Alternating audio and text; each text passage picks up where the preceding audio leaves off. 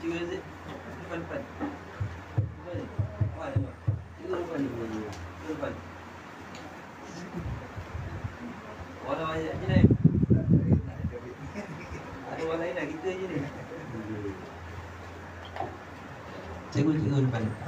Orang lama semua depan. Cikgu Saleh.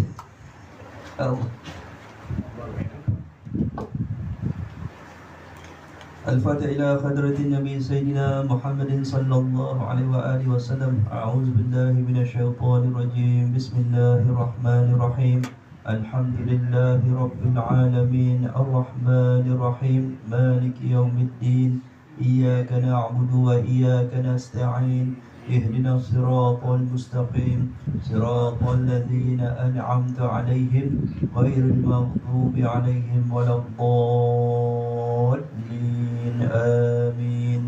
الله لا إله إلا هو الحي القيوم لا تأخذه سنة ولا نوم له ما في السماوات وما في الأرض.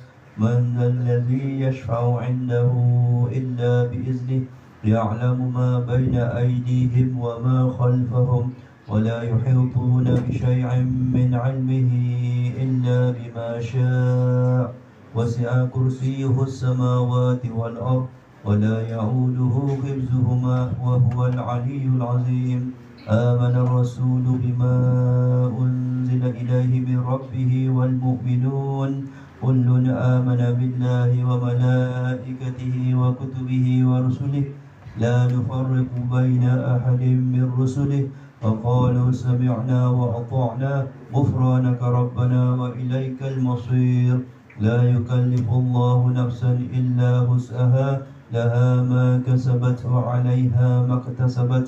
ربنا لا تؤاخذنا إن نسينا أو أخطأنا ربنا ولا تحمل علينا إصرا كما حملته على الذين من قبلنا ربنا ولا تحملنا ما لا طاقة لنا به واعف عنا واغفر لنا وارحمنا أنت مولانا فانصرنا على القوم الكافرين آمين. لا إله إلا الله وحده لا شريك له له الملك وله الحمد يحيي ويميت وعلى كل شيء قدير. لا إله إلا الله وحده لا شريك له له الملك وله الحمد يحيي ويميت وعلى كل شيء قدير. لا إله إلا الله له الملك وله الحمد يحيي ويميت وعلى كل شيء قدير. سبحان الله والحمد لله ولا إله إلا الله والله أكبر. سبحان الله والحمد لله ولا إله إلا الله والله أكبر. سبحان الله والحمد لله ولا إله إلا الله والله أكبر. سبحان الله وبحمده سبحان الله العظيم. سبحان الله وبحمده سبحان الله العظيم. سبحان الله وبحمده سبحان الله العظيم. ربنا اغفر لنا وتب علينا إنك أنت التواب الرحيم. ربنا اغفر لنا وتب علينا إنك أنت التواب الرحيم. ربنا اغفر لنا وتب علينا إنك أنت التواب الرحيم. اللهم صل على سيدنا محمد. اللهم صل عليه وسلم. اللهم صل على سيدنا محمد. اللهم صل عليه وسلم. اللهم صل على سيدنا محمد. اللهم صل عليه وسلم. أعوذ بكلمات الله التامات من شر ما خلق. أعوذ بكلمات الله التامات من شر ما خلق.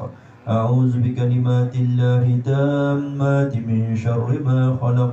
بسم الله الذي لا يضر مع اسمه شيء في الأرض ولا في السماء وهو السميع العليم.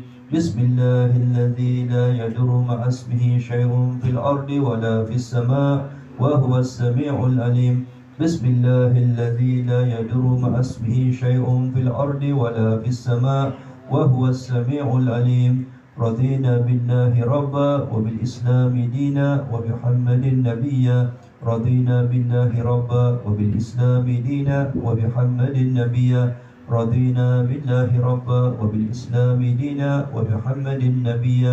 بسم الله والحمد لله والخير والشر بمشيئة الله بسم الله والحمد لله والخير والشر بمشيئة الله بسم الله والحمد لله والخير والشر بمشيئة الله آمنا بالله واليوم الآخر تبنا إلى الله باطنا وظاهر آمنا بالله واليوم الآخر تبنا إلى الله باطنا وظاهر آمنا بالله واليوم الآخر تبنا إلى الله باطنا وظاهر يا ربنا واعف عنا وامحو الذي كان منا يا ربنا واعف عنا وامحو الذي كان منا يا ربنا واعف عنا وامحو الذي كان منا يا ذا الجلال والإكرام أمتنا على دين الإسلام يا ذا الجلال والإكرام أمتنا على دين الإسلام يا ذا الجلال والإكرام أمتنا على دين الإسلام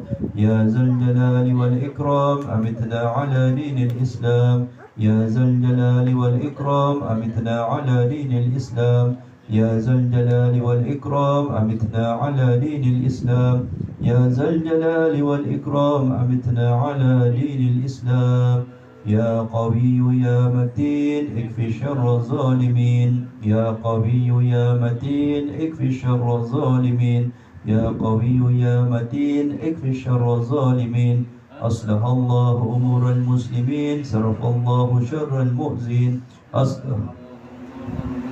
صرف الله شر المؤذين أصلح الله أمور المسلمين صرف الله شر المؤذين يا علي يا كبير يا عليم يا قدير يا سميع يا بصير يا لطيف يا خبير يا علي يا كبير يا عليم يا قدير يا سميع يا بصير يا لطيف يا خبير يا علي يا كبير يا عليم يا قدير يا سميع يا بصير يا لطيف يا خبير يا فارج الهم يا كاشف الغم يا من لعبده يغفر ويرحم يا فارج الهم يا كاشف الغم يا من لعبده يغفر ويرحم يا فارج الهم يا كاشف الغم يا من لعبده يغفر ويرحم أستغفر الله رب البرايا أستغفر الله من الخطايا أستغفر الله رب البرايا أستغفر الله من الخطايا أستغفر الله رب البرايا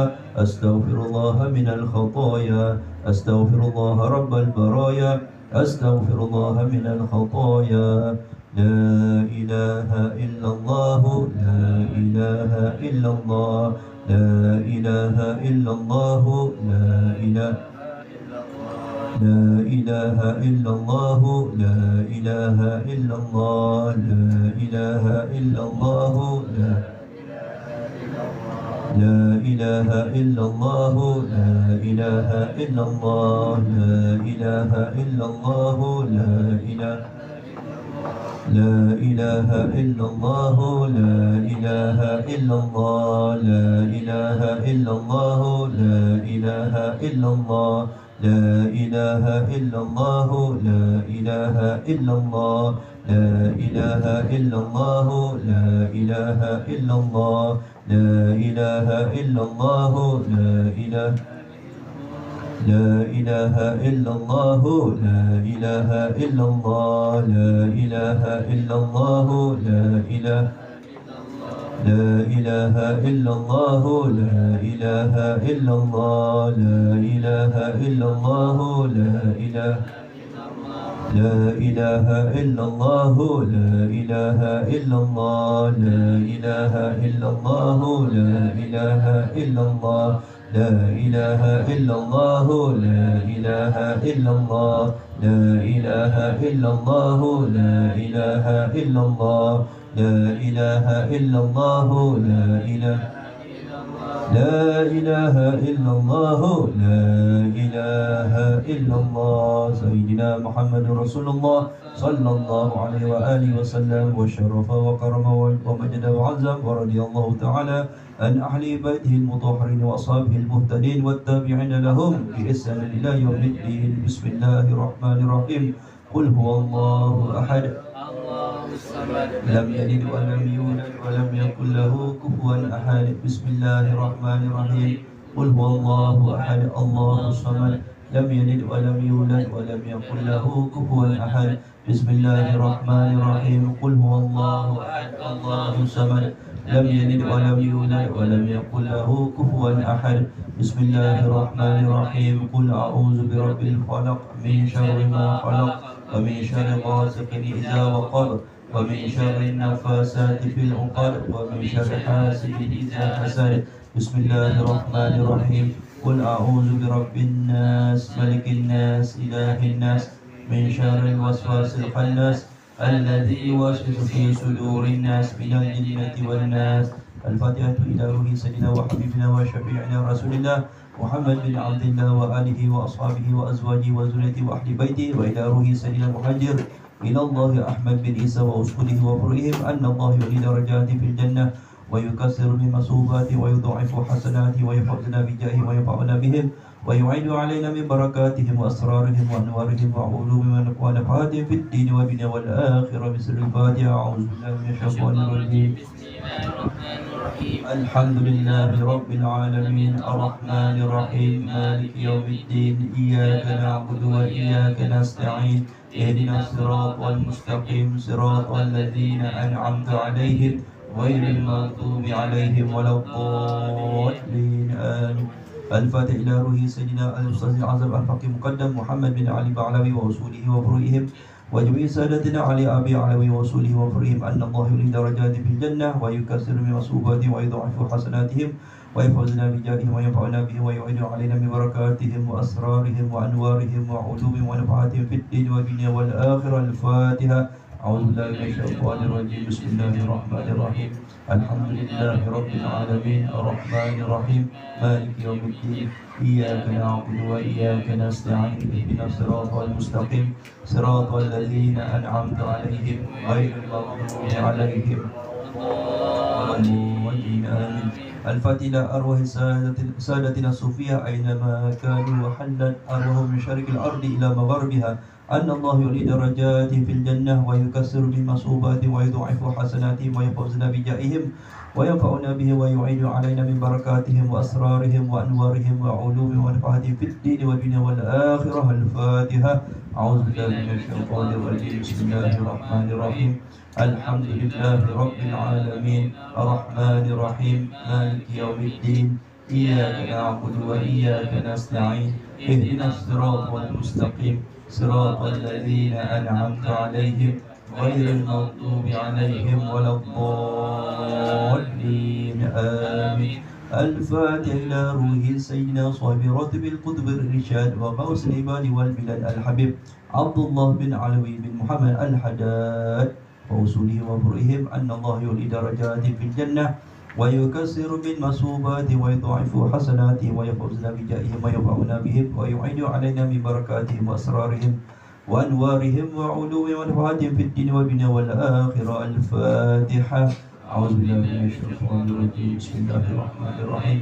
الحمد لله رب العالمين الرحمن الرحيم مالك يوم الدين إياك نعبد وإياك نستعين اهدنا الصراط المستقيم صراط الذين أنعمت عليهم غير المغضوب عليهم ولا الضالين آمين.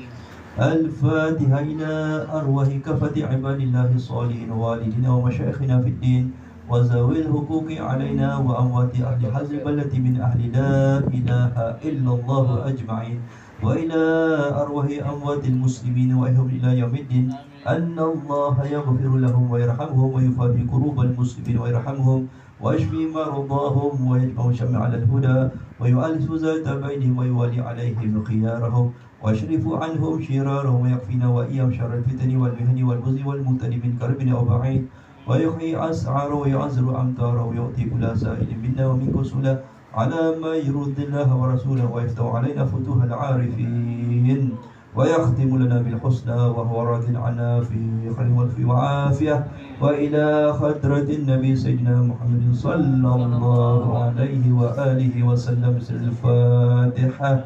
أعوذ بالله من الشيطان الرجيم.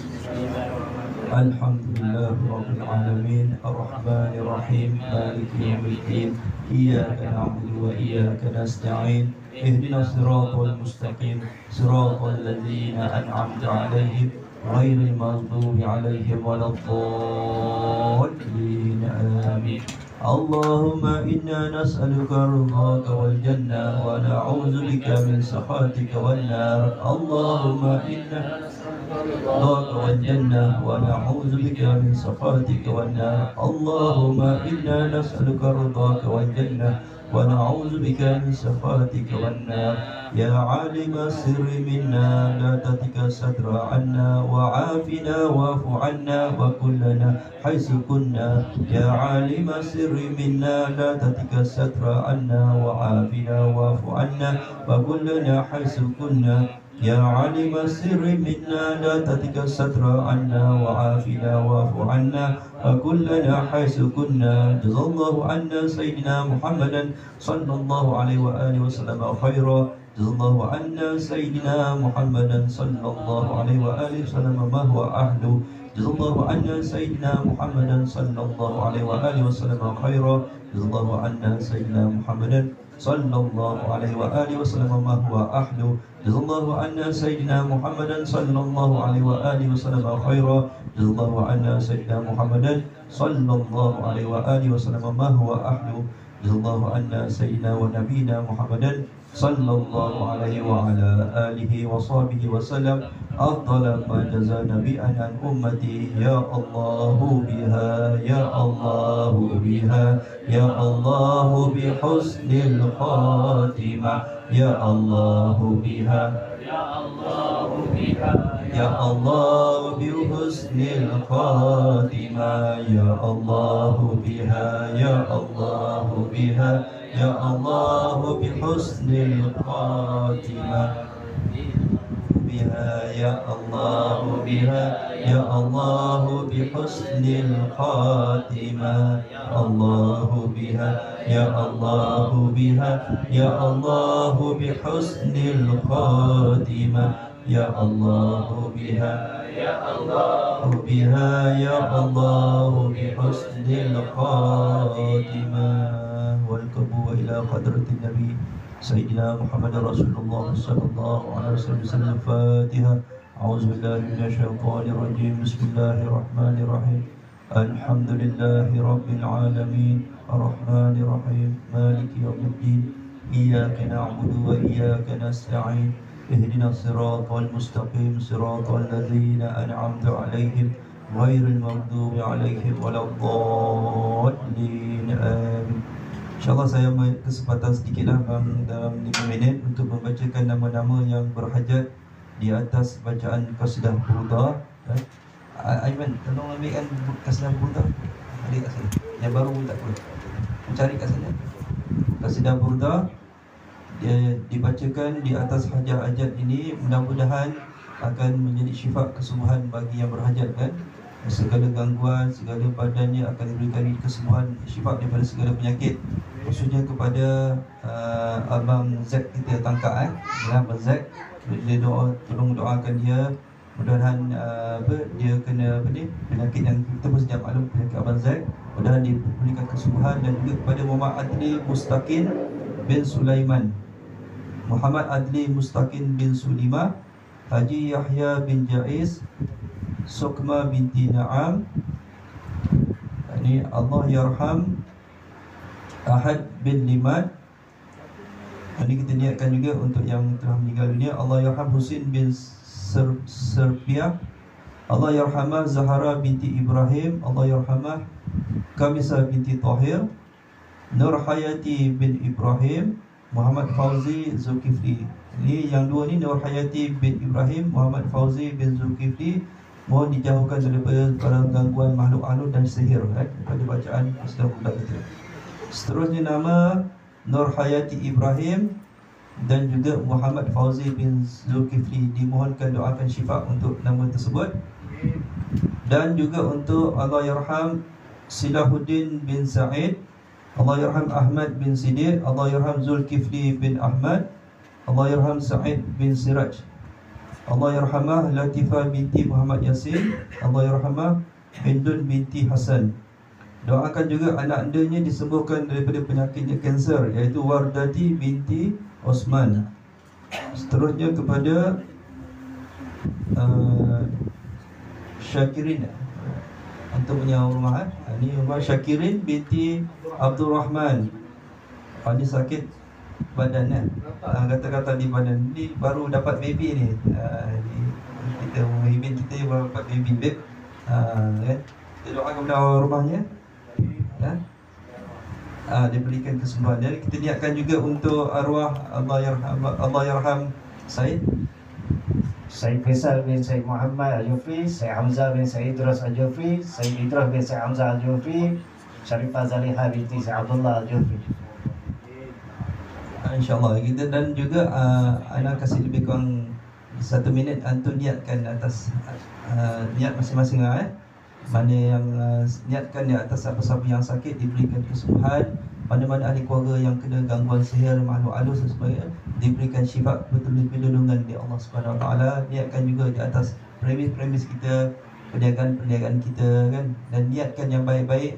Mudah-mudahan dengan berkat kita baca qasidah burdah pada malam ini dibaca di atas air akan menjadi penawar kan bagi orang yang meminum insya-Allah. Amin ya rabbal alamin. Ila qadratin Nabi Sayyidina Muhammadin sallallahu alaihi wa ala alihi wa sahbihi wa sallam, wa ila ruhi al-imam al-imam Bushiri rahimahullah ta'ala bismil Fatihah. A'udzubillahi minasyaitonir rajim. Bismillahirrahmanirrahim.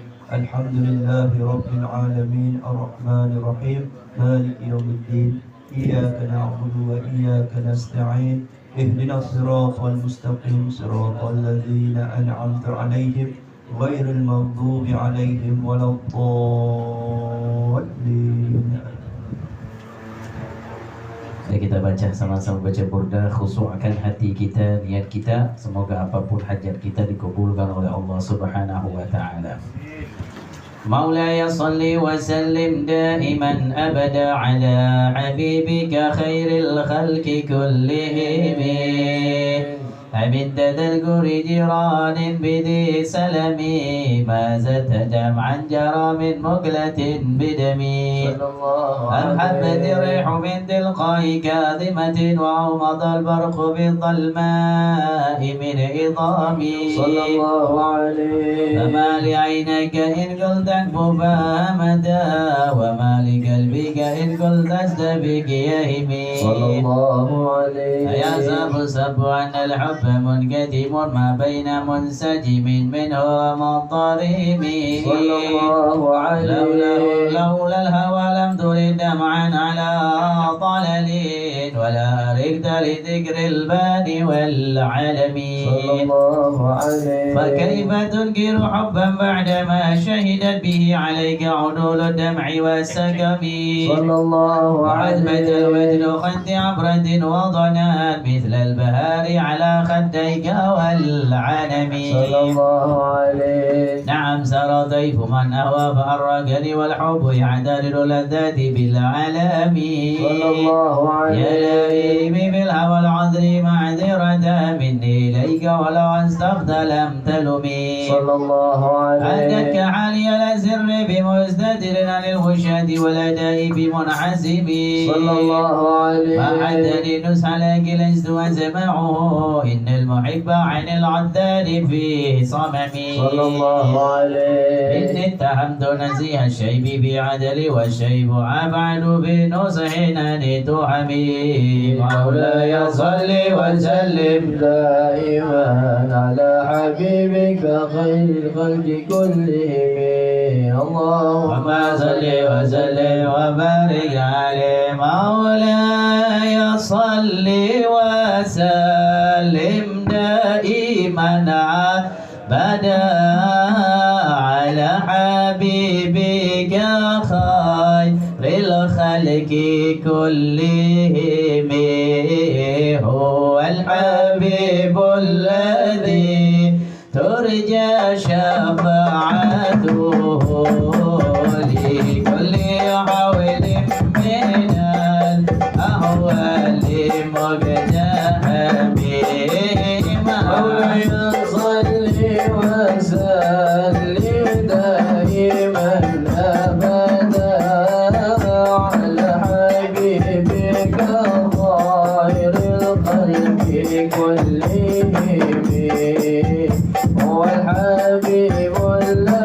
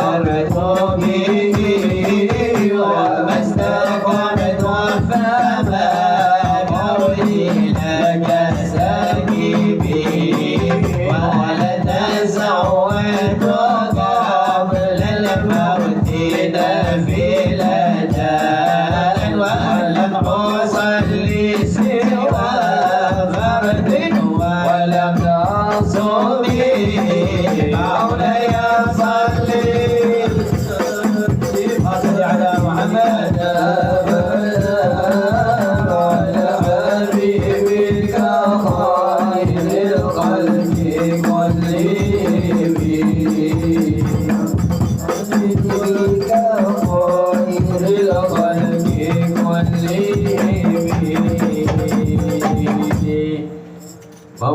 صل وسلم دائما أبدا على حبيبك خير الخلق كلهم.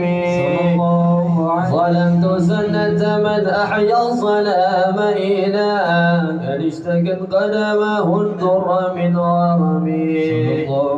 وشد من صغب أحشاءه وطوى تحت الحجارة كشحا مطرف الأدم. وراودته الجبال شم من ذهب عن نفسه فأراها أيام شمم. وأكلت زهده فيها ضرورته إن الضرورة لا تعد على العصم. وكيف تدعو إلى الدنيا ضرورة من لوله لم تخرج الدنيا من العدم. محمد سيد القولين والثقلين والفريقين من عرب ومن عجم. نبينا الآمر الناهي فلا أحد أبر في قول الله منه ولا نعم. هو الحبيب الذي ترجى شفاعته لكل هول من الأهوال مقتحم.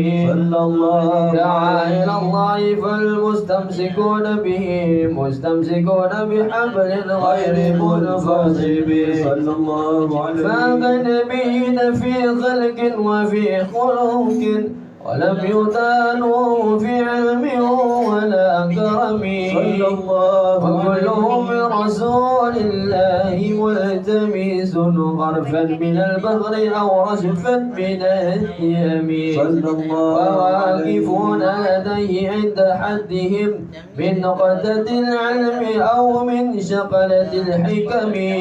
فهو الذي تم معناه وصورته ثم اصطفاه حبيبا بارئ النسم. منزه عن شريك في محاسنه فجوهر الحسن فيه غير منقسم. دعته النصارى في نبيهم واحكم بما شئت مدحا فيه واحتكم.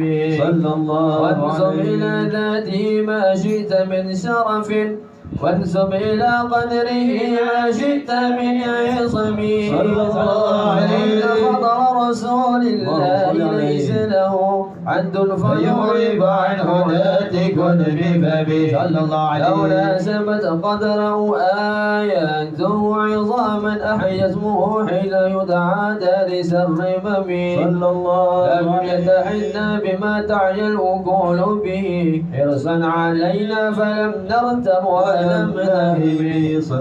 عيا الورى فهم مع معناه فليس يرى في القرب والبعد فيه غير منفحم. الشمس تظهر للعينين من بعد صغيرة وتكل الطرف من أمامي. وكيف يدرك في الدنيا حقيقته قوم نيام تسلوا عنه بالحلم. ومبلغ العلم فيه أنه بشر وأنه غير خلق الله كلهم. وكل آية أتى الرسل الكرام بها فإنما اتصلت من نوره بهم. فإنه شمس فضل هم كواكبها يزهرن أنوارها للناس في الظلم. أكرم بخلق نبي زانه خلق بالحسن مستمل بالبشر متسم. كالسير في طرف والبدر في شرف والبحر في قرب والدار في همم. كأنه وهو فرد من جلالته في عسكر حين تلقاه وفي حشم. كأنما اللؤلؤ المكنون في صدف من بعدنا منطق منه ومبتسم.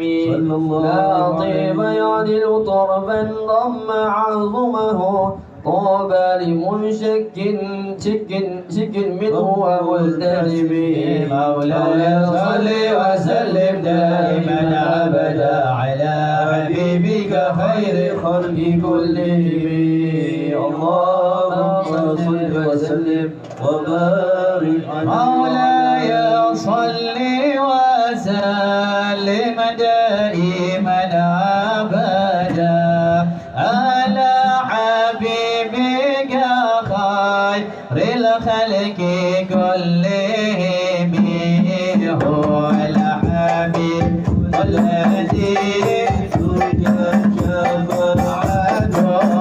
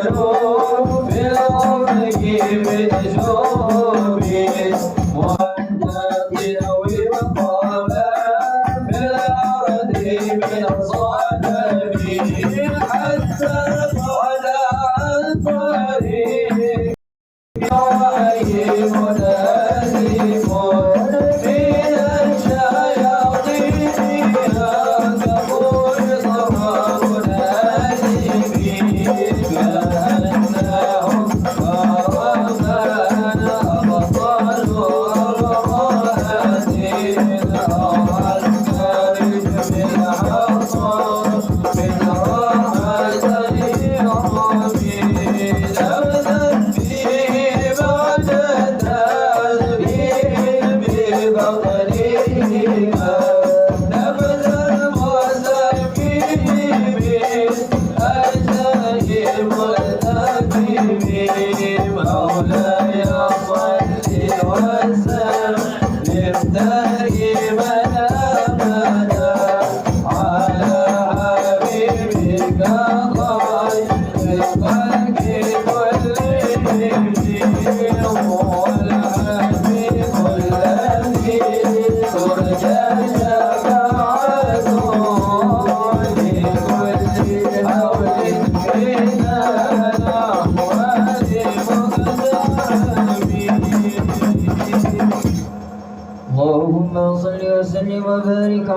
وعلى آله مولاي صل وسلم دائما أبدا على حبيبك خير الخلق كلهم صلى الله عليه يا أجل دعوته الأشجار ساجدة تمشي إليه على ساق بلا قدم صلى الله عليه كأنما سترت سطرا لما كتبت فروعها من بديع الخط باللقم صلى الله عليه مثل الغمامة أن السار سائرة تقي حراتيس للحجير حميم صلى الله عليه أقسمت بالقمر المنشق إن له من قلبي نسبة مبرورة القسم صلى الله عليه وما حوى الغار من غير ومن كرم وكل طرف من الكفار عنه عميم صلى الله عليه فالصدق في الغار والصديق لم يرما وهم يقولون ما بالغار من إرم صلى الله عليه ظن الهمام وظن العنكبوت على خير البرية لم تنسج ولم تحمي صلى الله عليه غاية الله أغنت عن مضاعفة من الدروع وعن عال وعن من الهضم صلى الله عليه ما سامني الدهر ضيما واستجرت به إلا وللت جوارا منه لم يضمي صلى الله عليه ولا التمست غنى الدارين من يده إلا استلمت الندى من غير مستلم صلى الله عليه لا تنكر الوحي من رؤياه إن له قلبا إذا نامت العينان لم ينم صلى الله عليه وذاك حين بلوغ من نبوته فليس ينكر فيه حال محتلم صلى الله عليه تبارك الله ما وحي بمكتسب ولا نبي على غيب بمتحم كم أبرأت وصبا باللمس راحته وأطلقت أربا من رفقة اللمم صلى الله عليه وأحيت السنة الشهباء دعوته حتى حكت قرة في العصر الدهم صلى الله عليه بعارض جاد أو خلت البطاه بها سيف من اليم أو سيل من العارم صلى الله عليه وسلم دائما أبدا على حبيبك خير الخلق كلهم اللهم صل وسلم وبارك عليه وعلى آله مولاي صل وسلم دائما عبدا على حبيبك خير الخلق كلهم هو على حبيبك الذي ترجى شفاعته بكل حول من الأحوال بفقد حبيب الدور يستدعى ندواه ومرتضمان وليس ينقص قدر غير منتظمين فما تطاولها ما في المديح إلا ما فيه من كرم الأخلاق واليمين آيات حفظنا رحمن محدثة قديمة صفة موصوف بالقدم لم تختلف في زمان وهي تعبرنا عن المعاني وعن الرمين فما لديك فخابر كل معجزة من النبي إذ جاءت ولم تنمي محتمى السماء يبكين من الشبهين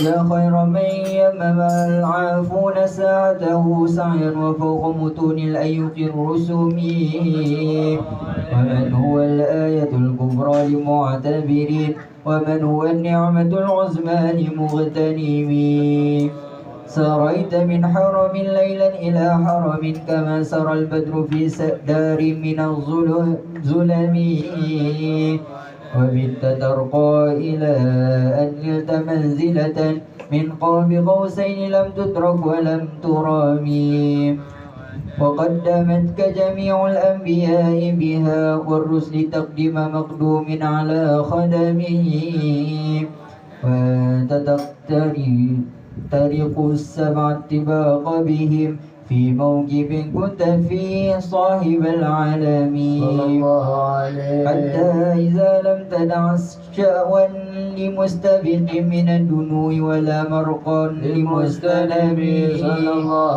وفت كل مقام بالإضافة إذ نوديت بالرفع مثل المفرد العالمي كيما تفوت بوصل أي مستتر عن العيون وسر أي مغتنم فوزت كل فقار غير مشترك وجدت كل مقام غير مزدحم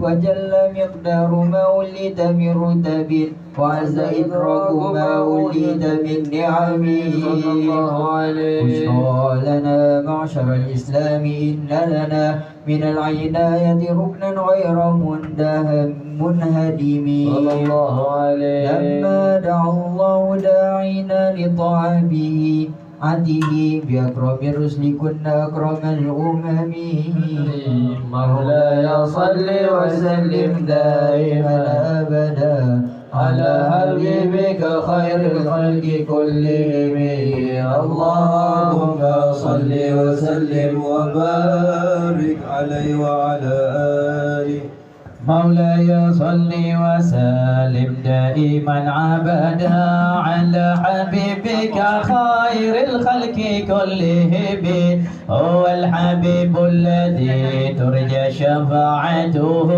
لكل حول من الأهوال مقتحم ودوا الفرار فكادوا يغبطون به أشتال العفان والرحم يبكي الليالي ولا يدرون عدتها ولم تكن من ليالي الأشهر الحرم كأنما الدين ضعيف حل سحتهم بكل قرب إلى لبعد قائم يجر بحر خبيث فوق سبيعة يرمي بموت من الأبطال المنتظمين من كل منتسب لله معتسب الظالمين حتى غدت ملة الإسلام وهي بهم من بعد غربتها موصولة الرحم مقبولة أبدا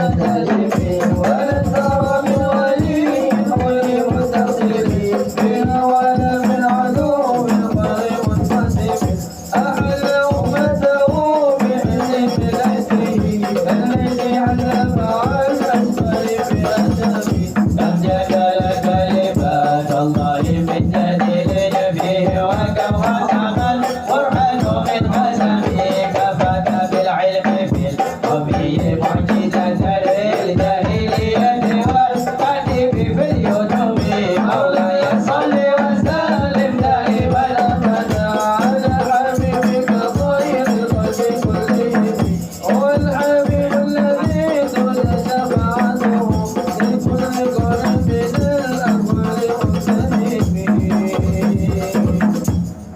مولاي صل وسلم دائما أبدا على حبيبك خير خلق كلهم صلى الله عليه. خدمته بمده أستقيل به ذنوب عمر مضى في الشعر والخدم صلى الله عليه. إذ قلدني ما تشاع عواقبه كأنني بهما حدي من النعم أضعت غي الصبا في الحالتين وما حصلت إلا على الآثام والندم صلى الله عليه. ويا خسارة نفس في تجارتها لم تشتر الدنا بالدنيا ولم تسمي صلى الله عليه. ومن يبي آجلا منه بعاجله يبن له الغين في بيع وفي سلم صلى الله عليه. إن آتي ذنبا فما عهدي بمنتقد من النبي ولا حبلي بمنصرم صلى الله عليه. فإن لي ذمة منه بتسميتي محمدا وهو أوفى الخلق بالزمام صلى الله عليه. إن لم يكن في معادي آخذا بيدي فضلا وإلا فكن يا زلة القدم صلى الله عليه. حاشاه أن يهرب الراجي مكارمه أو يرجع الجار منه غير مهترم صلى الله عليه. ومنذ ألزمت أفكاري مداهيه وجدته لخلاصي خير ملتزم صلى الله عليه. ولن يفوت الغنى منه يدا تربت إن الحياة ينبت الأزهار في الأكم صلى الله عليه. ولم أرد زهرة الدنيا التي اقتطفت يدا زحير بما أسدى على حارمي مولاي صل وسلم دائما أبدا على حبيبك خير خلق كلهم. اللهم صل وسلم وبارك عليه وعلى آله. مولاي صل وسلم دائما أبدا على حبيبك خير الخلق كلهم. هو الحبيب الذي ترجى شفاعته لكل هول من الأهوال مقتحم. مولاي صل وسلم دائما أبدا على حبيبك خير الخلق كلهم. هو الحبيب الذي ترجى شفاعته لكل هول من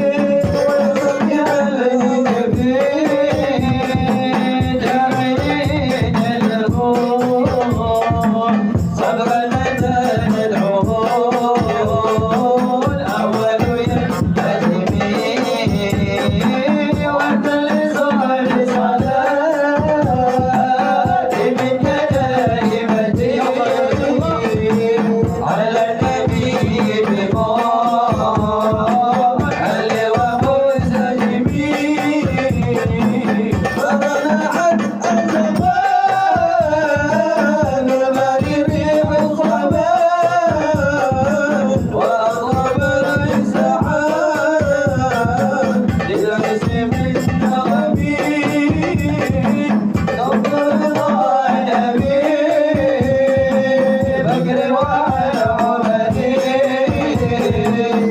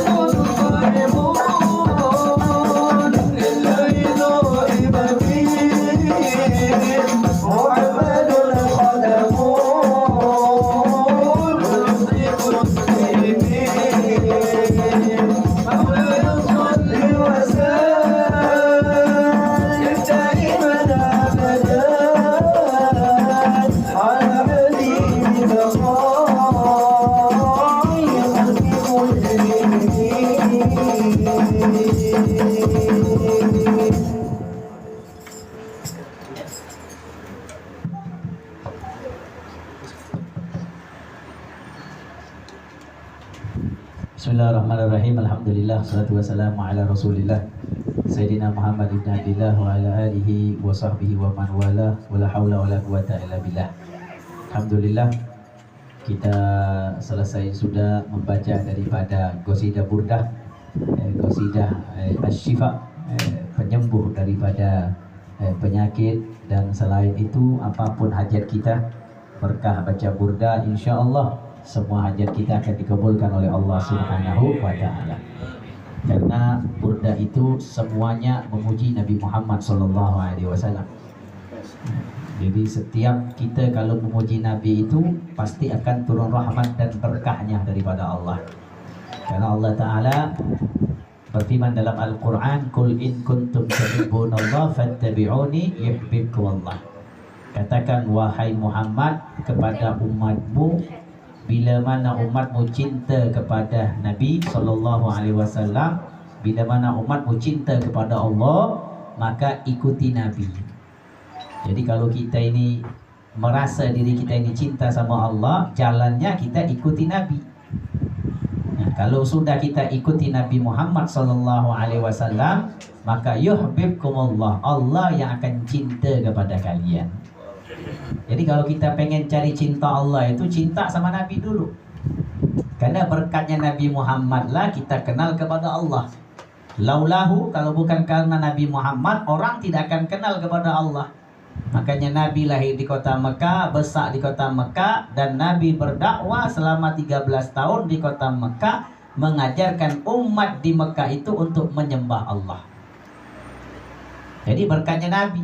Jadi Allah itu berfirman dalam ayat ini, kalau kamu ingin dicintai oleh aku, oleh Allah, maka cintai Nabi. Makanya dalam ayat itu selalu kita membaca ati Allah wa ati Rasul, dan selalu kita mendengar taat kepada Allah, taat kepada Rasul. Ati Allah wa ati Rasul. Bukannya Allah nyatakan ati Allah wa Rasul. Nah, kalau taat kepada Allah dan taat tapi Allah wa ati Allah wa ati Rasul. Taatlah kepada Allah dan Rasul. Tidak cukup kita hanya taat kepada Allah, tapi sama Nabi Muhammad kita tak cinta. Jadi jalan kalau kita pengen dicintai oleh Allah, melalui kita cinta kepada Nabi Muhammad SAW. Macam mana caranya kita membangkitkan diri kita ini cinta kepada Rasulullah? Dengan salah satu, kita menyambut daripada kelahiran Nabi Muhammad SAW. Yang tidak lama lagi, di bulan hadapan kita akan masuk bulan Rabiul Awal, yang mana ketika Nabi lahir, Raja Habasya ingin menghancurkan Ka'bah. Raja yang paling kuat tentaranya, disiapkan ribuan tentaranya dengan gajah-gajahnya, dengan senjata-senjatanya, ingin menghancurkan Ka'bah. Ketika sampai di Mekah ingin menghancurkan Ka'bah, Allah kirimkan burung ababil. Setiap burung itu membawa batuan daripada api neraka jahanam. Dengan burung itulah terbang, dan burung itu melemparkan batu-batuan dari api neraka jahanam itu kepada pasukan-pasukan Raja Habasya, sehingga mereka kalah dan sehingga mereka mundur semua. Berkat apa itu? Kenapa Allah kirimkan burung ababil? Karena di situ sedang dilahirkan Nabi Muhammad SAW. Jadi siapa saja yang senang dan gembira dengan kelahiran Nabi Muhammad, pasti orang itu akan menjadi orang yang berkah. Semacam Sayyidina Abdurrahman bin Auf. Kenapa Sayyidina Abdurrahman bin Auf itu menjadi orang kaya? Menjadi orang yang berjaya. Kenapa? Karena barokah dia punya ibu. Ibunya yang membantu daripada kelahiran Nabi Muhammad SAW.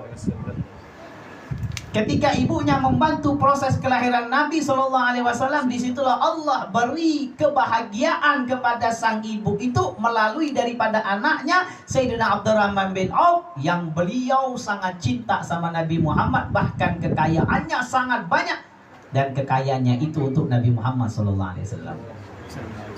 Makanya bulan Maulid ini untuk apa? Untuk membangkitkan kita cinta. Setiap malam kita akan hadir Maulid, dari pagi, tengah hari, mungkin petang, mungkin malam. Berapa banyak kita mendengar daripada pujian-pujian Nabi Muhammad SAW. Semakin rindu kita sama Nabi. Kalau kita tidak hadir majlis semacam ini, semakin jauh kita daripada Rasulullah. Kalau kita hari-hari hadir di malam ni, hadir di cinta sama Nabi, ingat sama Nabi. Esok hadir lagi maulid, majlis maulid, ingat lagi sama Nabi. Bangkit lagi hati kita ini untuk cinta sama Rasulullah Sallallahu Alaihi Wasallam. Sahabat tu begitu. Sahabat itu ketika ada satu sahabat Thauban yang datang sama Nabi Sallallahu Alaihi Wasallam. Kemudian ketika datang kepada Rasulullah, duduk sama Nabi. Lalu Thauban tadi balik. Baru duduk sama Nabi itu dia balik. Baru separuh jalan dia patah balik lagi untuk duduk sama Nabi Muhammad. Ketika sampai di rumahnya Nabi, lalu Nabi cakap, "Wahai Thauban, ada apa? Kenapa kau balik lagi?" Kata Thauban cakap, "Wahai Rasulullah, zakartu mauti wa mautak." Saya ingat kematianku dan kematian engkau, wahai Rasulullah. Kalau saya mati, saya masuk surga, saya tidak bisa berjumpa sama engkau, wahai Rasulullah. Sahabat itu tujuannya bukan surga, ya ikhwan. Kalau surga itu kecil bagi mereka. Mereka mati pasti akan masuk surga. Tapi tujuannya bukan surga. Tujuan mereka itu macam mana di dunia kumpul sama Nabi, di akhirat kumpul sama Nabi.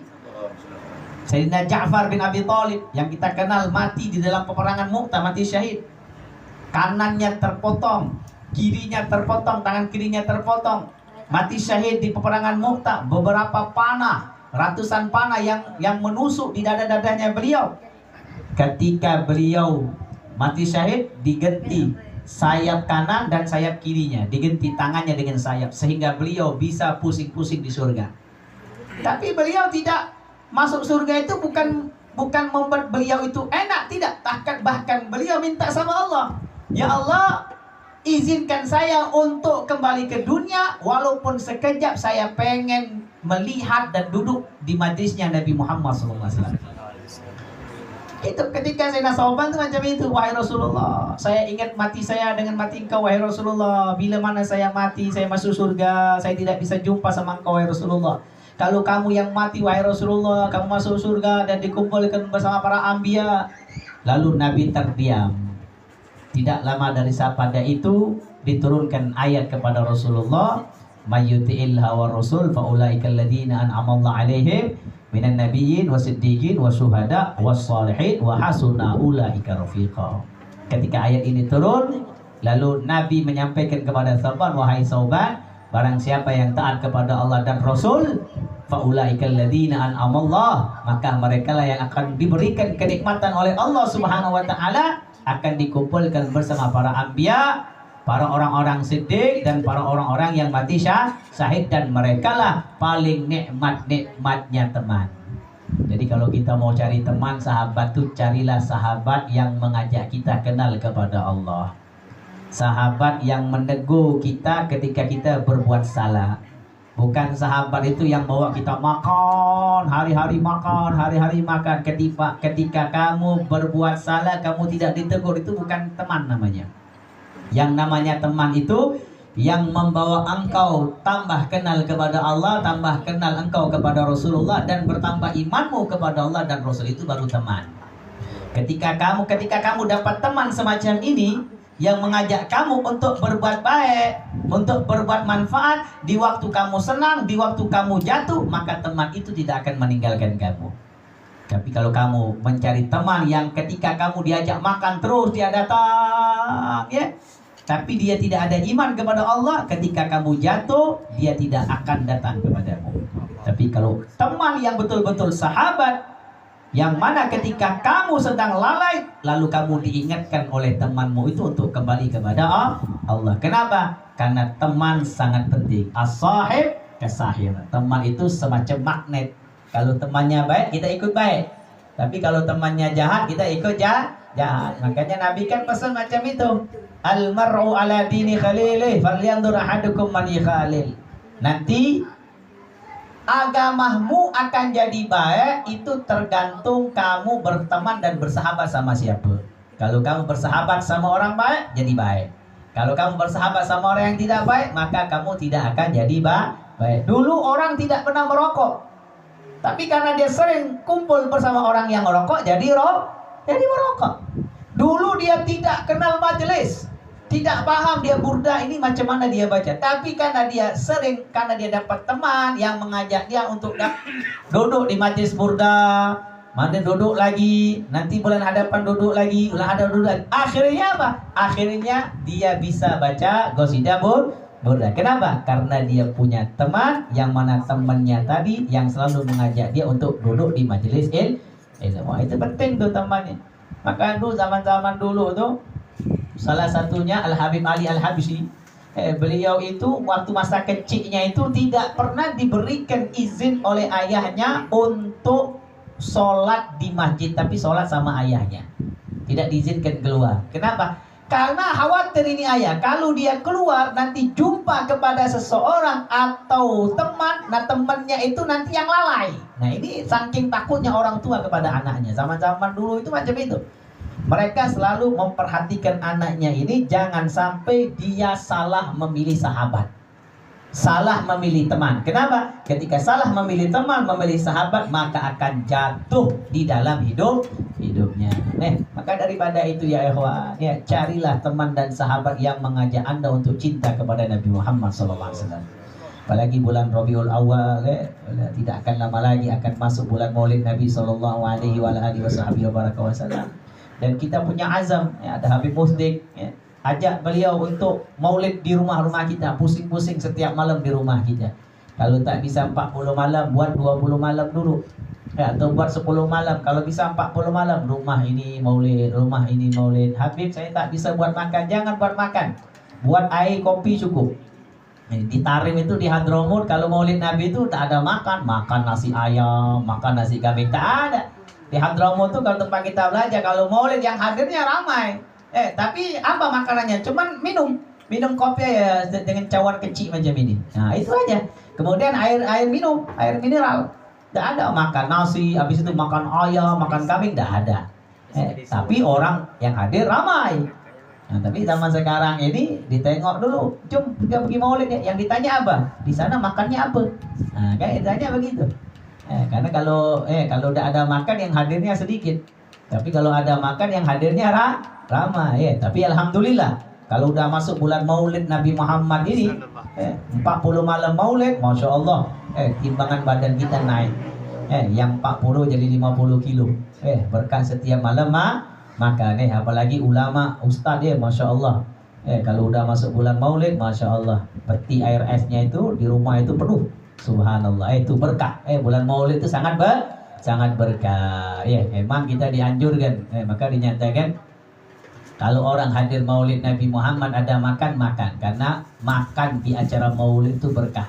Jangan sampai kita tidak makan. Saya tak mau makan, saya sudah kenyang. Jangan makan walaupun sedikit, walaupun 1 suap, 2 suap, 3 suap cukup. Yang penting kita ngambil berkah daripada acara Maulid Nabi Muhammad sallallahu alaihi wasallam. Yang sering saya ceritakan, ada cerita orang yang betul-betul dia punya azam untuk meraihkan Maulid Nabi sallallahu alaihi wasallam. Ya, kita semangat.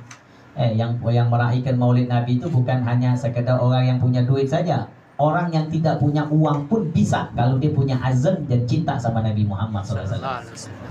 Dulu pernah diceritakan, mungkin ini selalu saya ceritakan ketika masuk bulan Maulid Nabi SAW. Ada seseorang yang dia setiap hari jual air sejuk. Jual air sejuk. Ketika dia jual air sejuk itu dari pagi sampai ke petang itu jualannya tidak pernah habis. Jualannya tidak pernah habis. Pasti masih sisa banyak. Saking dia pernah dengan dunia, ya Allah, kenapa ini tak pernah habis? Ya Allah, dia ngeluh sama Allah. Kenapa ya Allah? Beri saya jalan ya Allah. Akhirnya sudah, esok dia jualan. Masih banyak itu air sejuknya, Masya Allah. Kemudian tiba-tiba ada 3 sahabat yang sedang berjalan, yang di waktu itu panas luar biasa dan mereka sedang merasakan kehausan. Akhirnya dia tengok ada orang jual air sejuk. Akhirnya dia datang, dia beli itu air sejuknya. Ketika dia beli, subhanallah, banyak ini belinya. Ini yang punya ini dia terkejut, dia tanya, tuan ini dari mana?" katanya. "Oh, kami habis pergi selepas Maulid Nabi SAW. Selepas Maulid, ini orang yang pulang daripada Maulid 3 orang saja beli air sejuk saya banyak. Macam mana kalau saya jualan di acara Maulid Nabi SAW? Akhirnya dia tanya, esok Maulid di mana? Oh, di sana, di jam ini, mau dikasih tahu. Subhanallah, esok dia jualan di acara Maulid Nabi Muhammad. Biasanya dari pagi sampai ke petang itu air sejuknya ada. Ini dia kalau jualan di acara Maulid Nabi Muhammad SAW itu dengan hitungan jam itu air sejuknya habis. Subhanallah, berkah. Maulid Nabi itu emang berkah. Kita tengok kalau acara Maulid pasti banyak yang jual-jualan. Berkah itu. Semuanya berkah. Makan dapat, jualan juga lah. Lalu esok lagi ditanya lagi, Maulid di mana? Di sana, jualan lagi, habis. Insyaallah. Ditanya lagi, esok Maulid di mana? Jualan lagi, habis jualannya. Subhanallah, akhirnya dia terlintas di hatinya. Ya Allah, saya ini kok jualan aja nih. Di acara Maulid Nabi, saya pengen tahu nih ada apa di Maulid ini. Akhirnya dia punya azam, punya niat, esok tak mau jualan, pengen duduk di majlis Maulid Nabi Muhammad. Subhanallah, esok dia hadir Maulid Nabi. Duduk dia, Masya Allah, merasa senang, gembira. Subhanallah, saking asyiknya dia, terbawa hatinya ketika mendengar daripada bacaan-bacaan maulid, bacaan sholawat. Akhirnya dia di dalam hatinya punya azam dan punya niat untuk meraihkan Maulid Nabi Muhammad di rumahnya. Dia tabung sudah. Tabung lagi. Sampai nanti tahun hadapan masuk bulan Maulid, dia pecahkan tabungnya.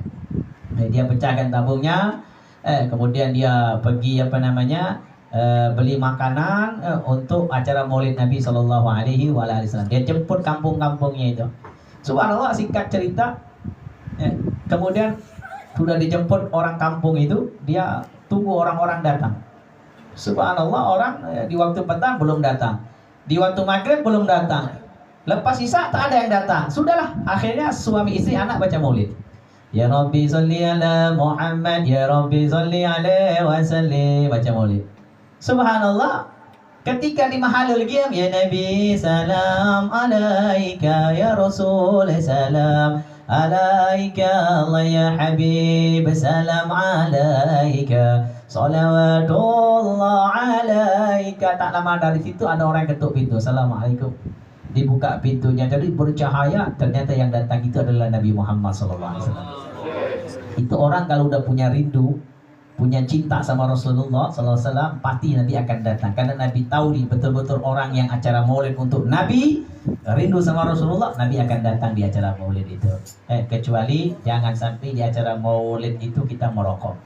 Karena Nabi tidak akan datang ketika di acara maulid ada yang merokok. Bahkan Nabi pernah ada orang buat maulid, Nabi mau datang. Orang kaya buat maulid, Nabi mau datang. Ada orang miskin buat acara maulid, ketika Nabi mau datang ke tempat itu, Nabi patah balik lagi. Kenapa? Karena tak mau, di situ ada yang merokok. Akhirnya Nabi hadir di tempat orang yang di maulid yang tidak ada merokok. Bukan dilarang merokok itu boleh, tapi selepas acara maulid Nabi Muhammad SAW. Kenapa? Karena acara maulid itu kita kena jaga akhlak, jaga adab. Karena yang kita sambut adalah kelahiran Rasulullah SAW. Jangankan kita, Allah Subhanahu Wa Taala yang menciptakan kita saja menyambut daripada kelahiran Rasulullah SAW. Nah, maka daripada itu masih ada banyak sisa-sisa waktu ini. Ayo kita siapkan hati kita, niat kita zahir dan batin untuk menyambut daripada kelahiran Nabi Muhammad SAW. Kita ajak Habib Muslim, ayo Beb, kita maulid Beb, kita buat maulid di Muar Beb. Di Malaka kan ada maulid Arba'in. Di ini ayo buat maulid Arba'in juga di Muar. Di Malaka kan ada maulid Arba'in, 40 malam maulid. Kalau di Indonesia banyak 40 malam, 60 malam, bahkan di Aceh itu 100 malam maulid Nabi Muhammad SAW. Kalau di Jakarta itu sampai bulan Rajab maulid Nabi itu. Dari Rabiul Awal sampai bulan Rajab maulid Nabi Muhammad SAW. Nah, di Muar kita buat, ayo sama Habib Muslim. Tak apa-apa, rumah ke rumah. Jangan takut, tapi nanti makan macam mana. Tenang, insya Allah kalau kita betul buat Nabi Muhammad, rezeki itu pasti datang. Kalau kita betul ingin buat maulid Nabi di rumah kita, pasti rezeki itu akan datang. baik rezeki datang ketika sebelum maulid, baik rezeki datang itu Allah akan ganti selepas acara maulid Nabi Muhammad SAW. Itu pasti diganti oleh Allah. Kenapa? Yang kita raikan ini adalah Nabi yang paling dicintai oleh Allah, Nabi yang paling dimanja oleh Allah. Kalau kamu udah senangkan hati Nabi, Allah senang. Kalau Allah udah senang, Allah akan beri kepada dunia. Tinggal Allah cakap dunia, kejar ya, dikejar oleh dunia. Nah, pasti akan dapat rezeki daripada Allah Subhanahu wa taala. Insyaallah mudah-mudahan Allah berikan keberkahan kepada kita. Saya doakan Nabi Musdik, para habib-habib yang lainnya yang hadir, Tuan buat yang hadir pada malam hari ini, yang baca burda, kita doakan. Yang ada sakit, Allah angkat segala penyakitnya. Ya Allah berikan kesembuhan, Allah berikan kesehatan. Yang ada hutang, Allah lunasin hutang kita. Allah berikan keberkahan dunia kita dan akhirat kita, dan semoga Allah kumpulkan kita sama Rasulullah di dunia wal akhirah. Dan semoga akhir hayat kita di dunia ini mata kita bisa memandang wajah Rasulullah SAW yang indah luar biasa. Dan semoga Allah berikan kita istiqomah terus untuk hadir ke majelis ilmu, mensyiarkan agamanya Nabi SAW. Tiada lain, hanya kita punya niat satu, supaya kita disambut oleh Nabi nanti di padang mahsyar. Amin ya rabbal alamin. Mungkin ini sedikit yang bisa saya sampaikan. Wassalamualaikum warahmatullahi taala wabarakatuh. Alhamdulillah, terima kasih jazakallahu khair kepada Habib Agil bin Husain bin Syekh Abu Bakar bin Salim atas tausiah yang mengingatkan kita tentang kecintaan, mahabbah, iktiba kepada baginda Rasulullah sallallahu alaihi wasallam. Dan majlis qasidah burda ni insya-Allah kita akan teruskan setiap bulan di sini. Kita ada Haji Rashid pun di Melaka pun kita ada buat juga setiap bulan di rumah Haji Rashid di Melaka. Ini Tuan Haji Rashid di Pondok Leban di Durian Tunggal InsyaAllah. Jadi Alhamdulillah, seperti yang Habib sarankan, bila dah masuk bulan Maulid ni kita kena siap siaga. Maksudnya dari segi pakaian kita, amalan kita, kecintaan kita. Kalau orang-orang kat Tarim tu rasanya mereka akan rasa kecewa Habib Kalau bulan Rabiul Awal mereka akan rasa kecewa kalau tidak dapat bermimpi Nabi Muhammad sallallahu alaihi wasallam. Mudah-mudahan Allah Subhanahu wa taala rezekikan kita agar kita dapat berjumpa Nabi sallallahu alaihi wasallam. Mudah-mudahan Allah akan Allah akan terangkan hati kita. Allah akan ringankan lidah kita untuk banyak berselawat ke atas baginda Rasulullah sallallahu alaihi wasallam. Ini pengalaman saya lah sendiri kan, saya pribadi selawat ni banyak dia punya kelebihan dia kan. Tuan Haji Rashid pun ada pengalaman kan kita buat. Nak tanya, kena tanya Tuan Haji Rashid apa pengalaman dia. Kita selalu buat maulid di tempat dia kan. Saya dah tahu. Saya pinjam, saya simpan rahsia. Nak tahu rahsia ni, tanya Tuan Haji Rashid. Ini setiap bulan kita buat maulid kat tempat dia, macam mana perniagaannya dan sebagainya kan. Tapi itu bukanlah kita punya tujuan. Satu lagi imam kita, Imam Syahuddin kan, dia dulu banyak ikut maulid. Tengok Allah mudahkan rezeki dia jadi imam, insyaAllah kan. Jadi itu kelebihan selawat tu.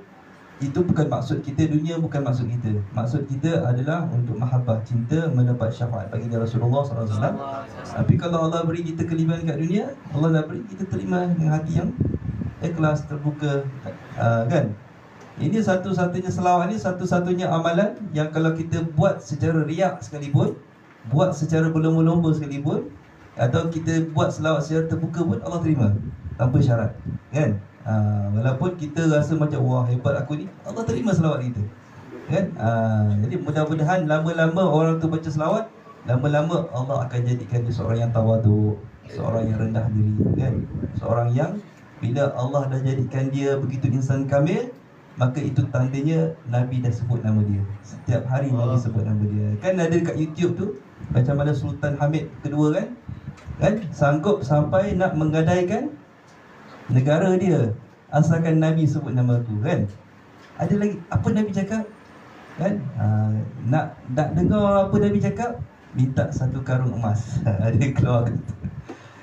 Apa lagi Nabi cakap, ya Hamidku, dia menangis air mata. Nabi sebut nama dia kan. Ada lagi tak Nabi sebut? Ada. Satu lagi karung emas itu, dikeluarkan lagi pesanan dia. Ya, apa Nabi cakap? Ya Hamidku kan. Bayangkan kalau Nabi sebut nama kita, Azamku kan, Haji Rashidku Nabi sebut. Orang tu mimpi Yang Haji Rashid tak mimpi. Yang mimpinya apa, orang lain mimpi. Orang lain mimpi Rasulullah kirim salam pada engkau. Aku mimpi Rasulullah. Allah. Itu tandanya Nabi ingat kan. Ya cikgu salihku, Nabi sebut kan. Bila Nabi sebut tu dah tak ada dah nilainya dunia ni. Sampai Sultan Abdul Hamid nak keluarkan karung yang ketiga, apa lagi Nabi sebut? Ada lagi tak Nabi sebut? Ya ada. Nabi sebut apa? Nabi sebut apa dia nunggu? Nabi sebut ya Hamidku. Dia kasih lagi kan. Sampailah bendahara dia kata dah cukup dah kan. Cukup dah balik kan. Akhir bila orang tu balik, dia cakap pada penolong dia, kalaulah kan nak dengar nama Nabi sebut, aku sanggup gadaikan negara aku tu. Kerajaan Uthmaniyah. Hebat sultan-sultan dahulu kan. Sultan-sultan dulu kecintaan dia terhadap baginda Rasulullah SAW tidak ada tolak bandingnya. Macam Sultan Mahmud Al-Kandawi kan. Setiap hari selawat dia selepas subuh sebanyak 300,000 kan. Sampai rakyat jelata menunggu depan kan. Sampai dah waktu duha, dah waktu nak zuhur, dia tak habis lagi selawat. Akhirnya Rasulullah SAW hadir dalam mimpi. Rasulullah ajar dia selawat sultan kan. Selawat sultan tu kalau dibaca bersamaan dengan 100,000. Jadi diulang sebanyak 3 kali bersamaan dengan 300,000. Itu hebat sultan-sultan dulu. Kita pun ada sultan yang hebat. Ada tak? Sultan Muzaffar Shah kan? Okay. Sultan apa? Yang hilang dalam masjid kat Perak. Hilang dalam masjid kat Perak. Sultan apa? Ada satu. Ada sultan yang hebat kan? Gaib dalam masjid. Gaib dalam masjid. Masalah. Itulah tuan-tuan, kita ambil pengajaran di mana Allah Subhanahu Wa Taala tinggikan darjat seseorang hamba tu sebab banyak selawat kan. Sebab banyak dia selawat pada baginda, maka Allah tinggikan darjat dia. Tidak kira siapa dia, walaupun dia seorang penyapu sampah kan, walaupun dia seorang yang bekerja di tandas-tandas, walaupun dia hadir majlis, orang tak hiraukan dia kan. Siapa ni pakaian camping, pakai apa, basikal tua dan sebagainya. Tapi yang paling penting, Nabi terpahat nama dia di hati Nabi, seperti Sayyidina Uwais Al-Qarni. Jadi mudah-mudahan Allah Subhanahu Wa Taala setiap malam kan, Nabi kata setiap hari orang yang selawat dan salam, Allah kembalikan roh aku kan. Mudah-mudahan kita beri salam pada Nabi, Nabi jawab salam kita. Dan memang semestinya Nabi akan jawab salam kita. Kadang-kadang kita panggil yang dia tak jawab kan. Kadang isteri kita pun tak jawab salam kita, panggil yang kau tak jawab. Baru dia jawab. Tapi Rasulullah confirm, beri salam pada Rasulullah, pasti Rasulullah akan jawab salam dan cinta kita. Mudah-mudahan Allah Subhanahu Wa Taala kabulkan hajat kita dengan berkat kasih burda yang kita baca. Dan saya mohonlah para jemaah doakan khusus untuk Iman Nabil kita yang masih lagi tidak dapat ditimpa musibah kan. Dimohon doakan mudahan kaki kiri kaki kirinya boleh dibengkokkan, dan mudah-mudahan Imam Nabil dapat segera sembuh berdiri dan dapat khidmat menjadi imam dan khidmat berkasidah dengan jemaah kita mulia Al-Mustafa. Itu sajalah. Mudah-mudahan Allah Subhanahu Wa Taala kabulkan hajat kita. Allah berikan keafiatan dan syifa kepada orang yang berniat. Mudah-mudahan orang yang hadir di sini pada malam hari ini membaca qasidah burdah ini, mendengar majlis ini, akan direzekikan untuk bermimpi Nabi sallallahu alaihi wasallam. Dan mudah-mudahan kita semua akan dibangkitkan di padang mahsyar bersama baginda sallallahu alaihi wasallam. Ya Allah, jadikan zuriat aku dan keturunanku orang-orang yang cinta pada Rasulullah, orang yang mengikut jejak langkahnya baginda sallallahu alaihi wasallam. Ya Allah, ya Tuhan, kau terangkan hati aku ya Allah. Kau cernihkanlah hati aku ya. Mana titik-titik hitam yang aku buat maksiat yang bertitik di hati aku, kau cernihkan, kau putihkan berkat daripada selawat yang aku baca kepada baginda sallallahu alaihi wasallam. Kau permudahkan urusan hidupku ya Allah, urusan ahli keluargaku, jadikan zuriat keturunanku orang-orang yang soleh ya Allah.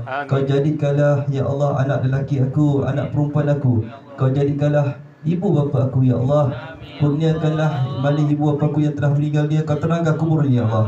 Kau jadikan kubur serta taman-taman syurga ya Allah.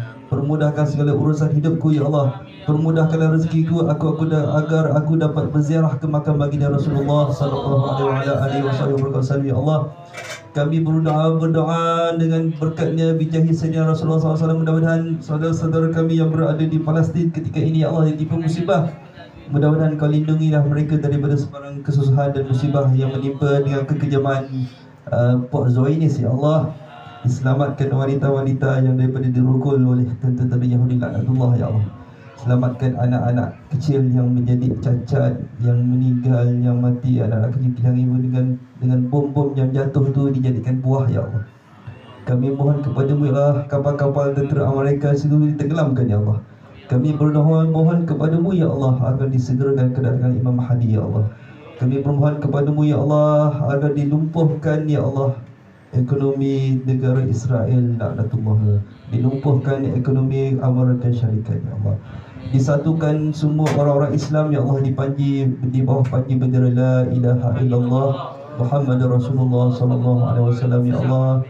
Kami rindu, kami menunggu seorang khalifah yang dirindu-rindu bilakah akan sampai membela kami, ya Allah.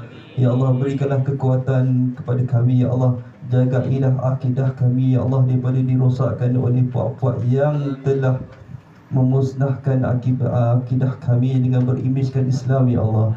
Ya Allah, ya Tuhan, kami bermohon kepada-Mu, ya Allah, dijagai tauhid kami, ya Allah, dijagai iman kami, dijagai amal kami daripada kesesatan yang disesatkan oleh puak-puak yang sesat, ya Allah.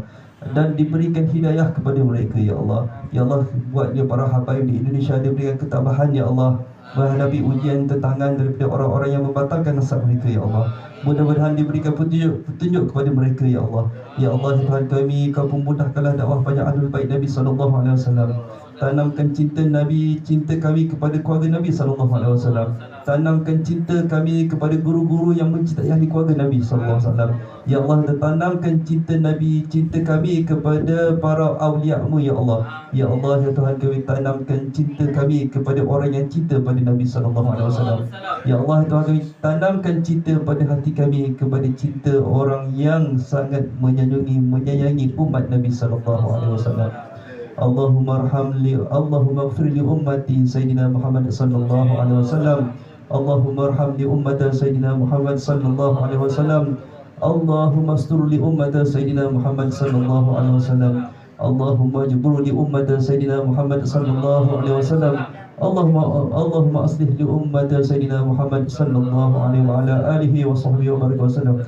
Assalatu wassalamu alaika ya sayyidi ya Rasulullah alladhi aridni. Assalamu alaika ayuhan nabi wa rahmatullahi wa barakatuh. Ana fi jahi sayyidina Rasulullah sallallahu alaihi wa ala alihi wa sahbihi wa barakatuh. Ya Rasulullah, ya Habibullah, ya Nabi Allah, ya Rasulullah, ingatkan kami ya Rasulullah, ingatkan nama kami ya Allah, ya Rasulullah. Dengarkan doa kami ya Rasulullah, dengan berkatnya makam-Mu yang berada di Madinah Al-Munawwarah, ya Allah, ya Rasulullah. Doakan kami ya Rasulullah. Bantulah kami ya Rasulullah, kami ditindas oleh orang-orang yang nak memusnahkan agama kami, ya Allah, ya Rasulullah. Dengan berkat-Mu ya Rasulullah, dekatkan kami pada-Mu ya Rasulullah. Sentiasa lidah kami ya Allah, ya Rasulullah mudah untuk berselawat kepada-Mu ya Rasulullah. Allahumma salli wa sallim ala Sayyidina Muhammad sallallahu alaihi wa ala alihi wa sahbihi wa baraka wasallam. Allahumma salli wa sallim ala Sayyidina Muhammad sallallahu alaihi wa ala alihi wa sahbihi wa baraka wasallam.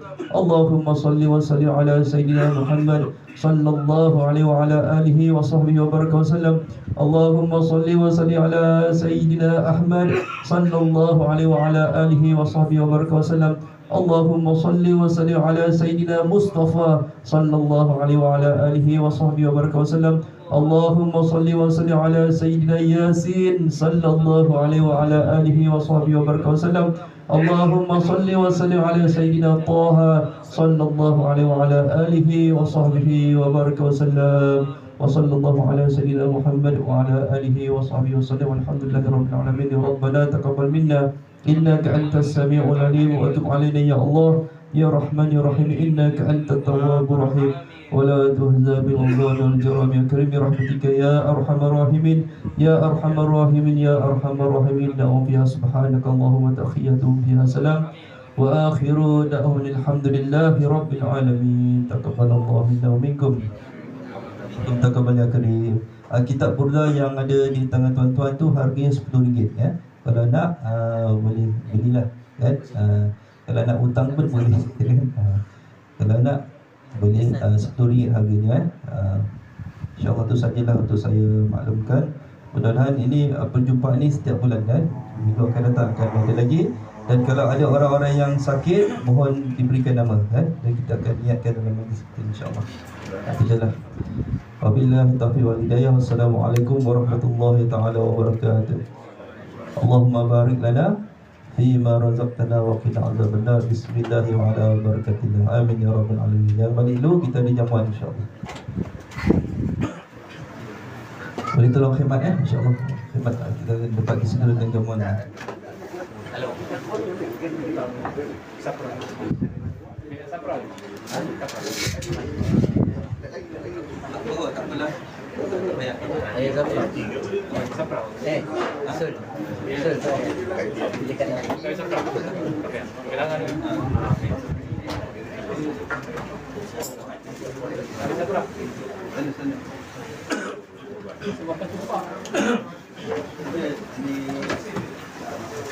Yang kita dirikan